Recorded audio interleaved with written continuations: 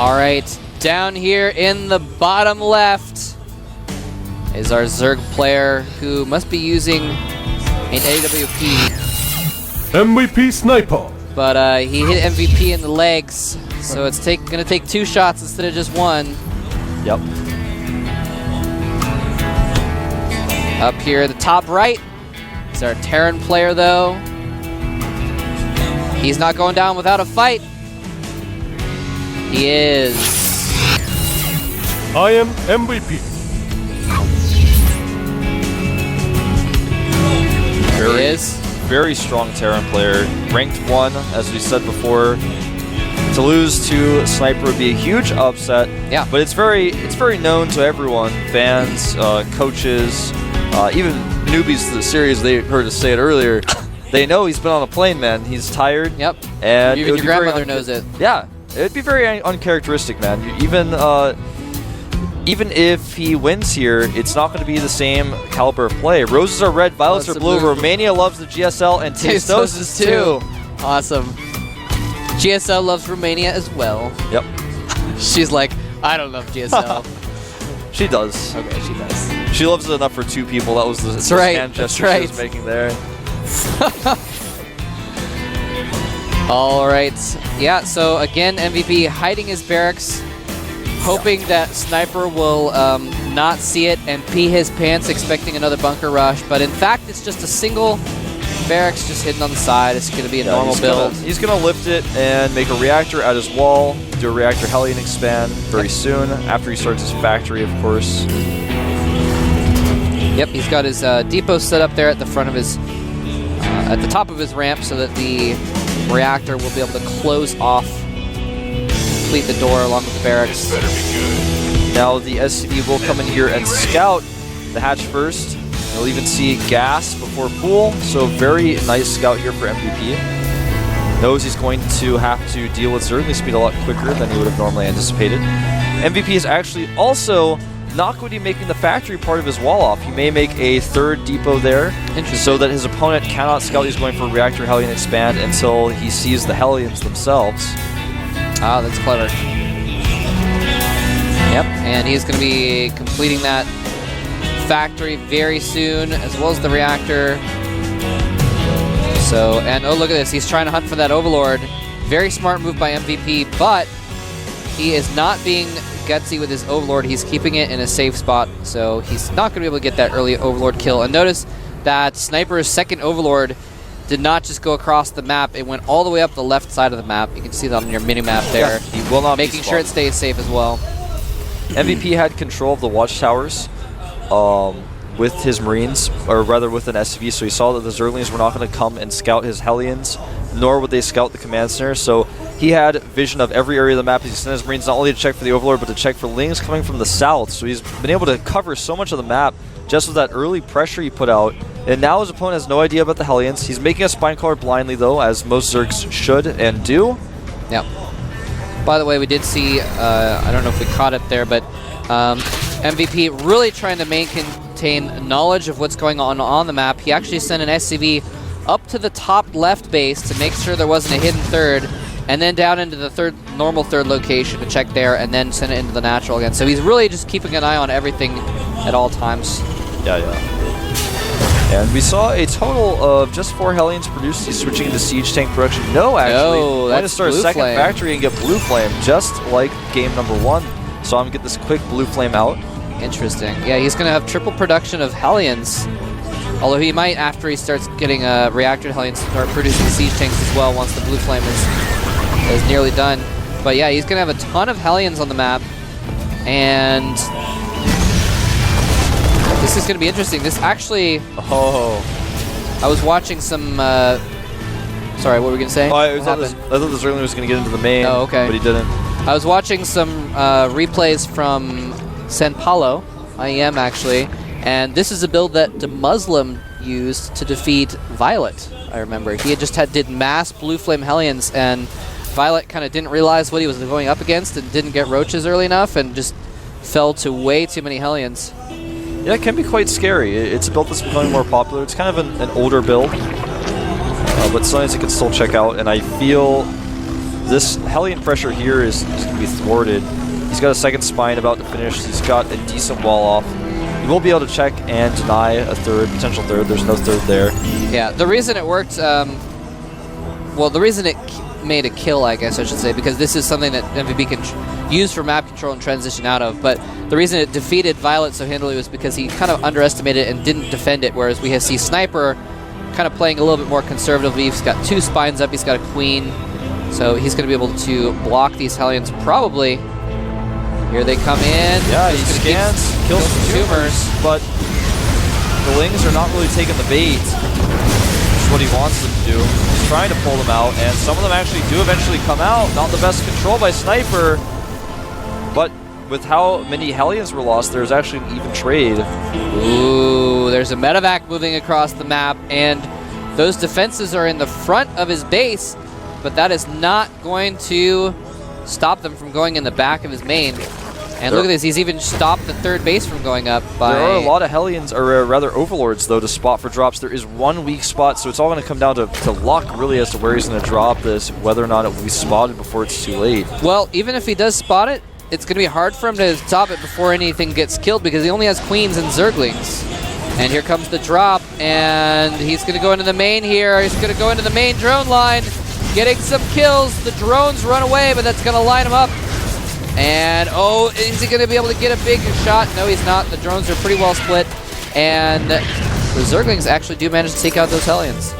Yeah, not a very good trade at all for MVP. No. He actually, there were 2 Queens that really slowed down where the Hellions could move. They weren't able to chase. Yeah, and Sniper immediately just remakes those drones in the main. He only lost 4 or 5. Yeah, he's actually perfectly fine. 6 those lines.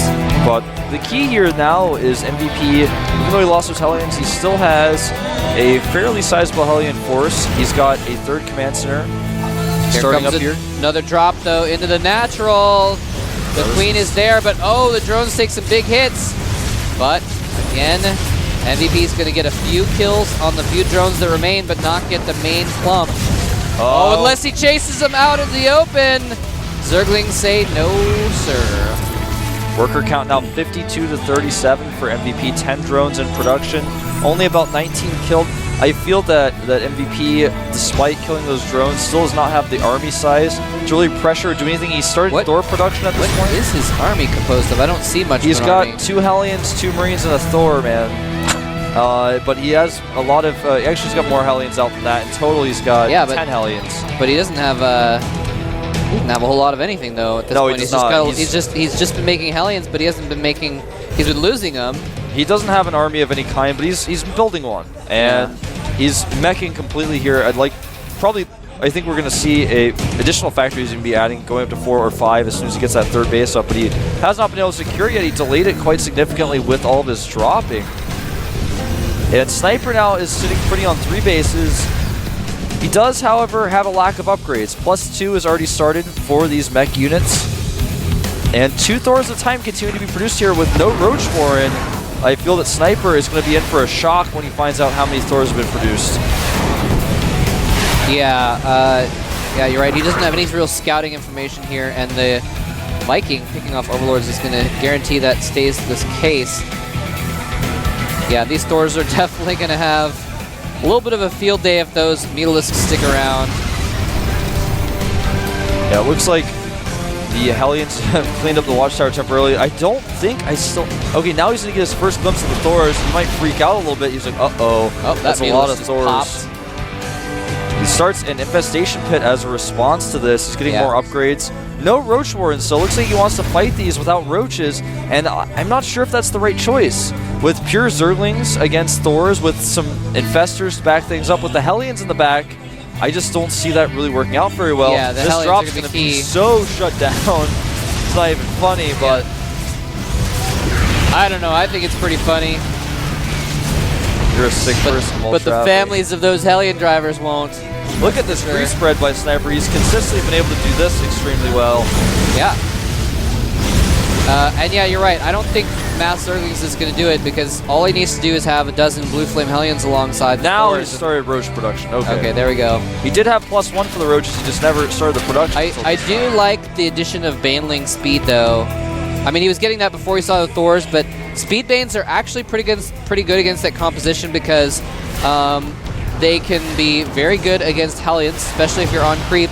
And, you know, they're pretty horrible as far as just normal trading against Thors, but if your Thors are clumped up and the Banelings die near them while they're chasing the Hellions, they can actually soften them up really well for the Roaches also. So notice, though, MVP is already a step ahead. He's got Siege Tank production before the Roach production. He stopped at 5 Thors. Now he's got Siege Tank production going on. All the mutas being crushed here. So many tumors going down as well. MVP not being passive this game. Realizing his mistake, I feel, from the first game, being very aggressive now with all the units he has. He's taking the base and the center rather than the south. A very aggressive and smart choice for the composition he's going for. His army is very immobile, needs to move his army towards where his bases are going to be. Exactly. Adding more factories here. The Spire is, second Spire I should say, is on the way, as well as Hive finishing up. He's probably going to turn that into a planetary as well, so he'll have a really nice defended position to work with and to fall back to. But yeah, Greater Spire now on the way, as well as the second Spire, so that you can get double upgrades. So it's definitely going to want to focus on Broodlords, which is going to be super effective against the army that MVP is creating right now. He does already have 5 Vikings out, though. Oh, okay. And he's almost prepared for everything, I have to say.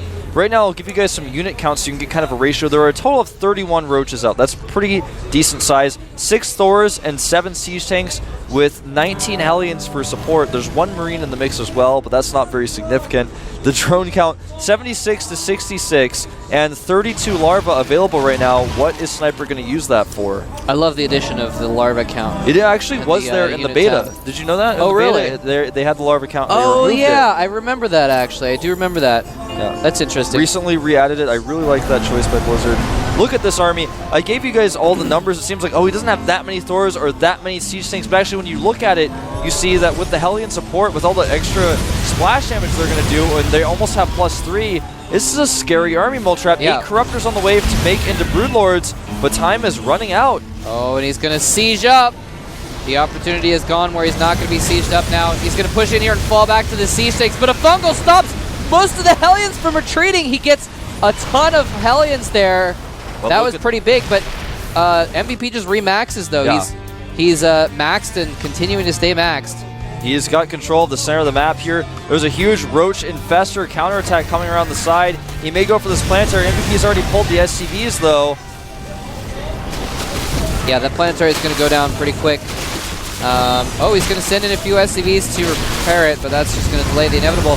But he's got to worry more about this big army that's going to come stomp down onto his natural expansion. The Broodlords are morphing, but they're already being hit by the Vikings. He needs those Infestors back at home to deal with the Vikings, but guess what? There's a giant mech army in the way. Yeah, I don't think he's going to be able to do it. I don't see him getting back here. The Thor's doing some extra DPS here. The Roach is trying to come in. He's trying to drop some Fungals. And it's just not enough. The entire army crushed, and MVP outmaneuvering his opponent here. It looks like he's going to be back in Code S.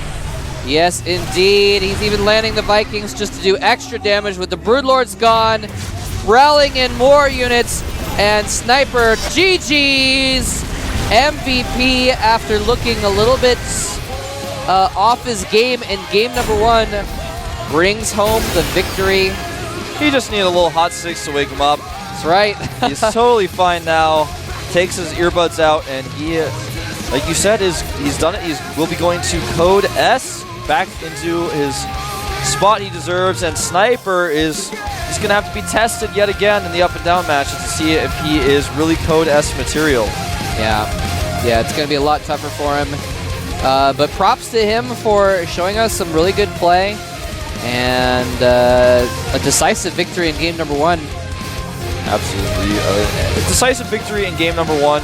Game number 2, obviously a very odd and unusual bunker play. But I feel MVP got the win he deserved. Anyone Yeah. who watched him lose the first set would know he was just a little bit off of his game. The third game, he showed a lot more aggression, a lot more understanding of what was going on the map. Yeah. He dealt with the creep spread very patiently, carefully, and consistently. He was able to always have the next step ahead of his opponent. Before Roach production started, he Yeah. had Siege Tanks out. Yeah, Before that's the Broodlord production started, he already had Vikings out. He was killing the Broodlords as they morphed. I mean, he was on top of everything. He was just one step ahead. Yeah, and that is, I mean, that's truly the sign of a true top-level player. That's what distinguishes the good players from the tip-top players. You know, well, essentially the Code A from the Code S in this situation. Yeah. Very, very well said. You know, that's what the top players do. Is that's kind of what you have to do, is always think about what's one step ahead of the game, or two steps, actually, in StarCraft. So, yeah, nicely done. You're exactly right. He was able to stay ahead of Sniper and just basically took his time, did a little bit of harassment to keep him off his game. Even though the harassment didn't do much, it bought him enough time to get the perfect army. Yeah, absolutely. We're going to take a 5-minute break, guys. When we get back, we're going to have our second and perhaps closest match of the night, so don't go anywhere. Stay tuned. See you in 5.